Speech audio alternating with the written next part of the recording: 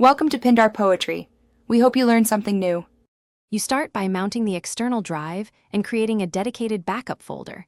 Make sure the drive stays on for the whole process. Once done, set permissions so your Mac OS user owns the folder. You do this to avoid permission errors during restore.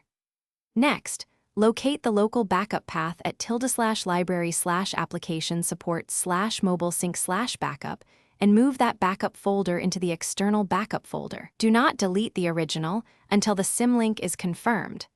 This begins the only. You now create a file system pointer so Finder or iTunes will use the external copy. In terminal run the lns command pointing from the original mobile sync backup location to your external backup folder. This tells the system to transparently access the external files. Once the link exists, confirm it with LSL and check that backups appear under Finder Manage Backups or iTunes Preferences. Make sure the drive remains mounted and permissions match. Otherwise, Finder cannot read the backup during the restore. You complete the process by connecting your iPhone and initiating restore from backup in Finder or iTunes. Select the backup that now resolves to your external folder. The actual file transfer reads through the symlink, so the backup stays on the external drive while restoring. After completion, verify apps and data.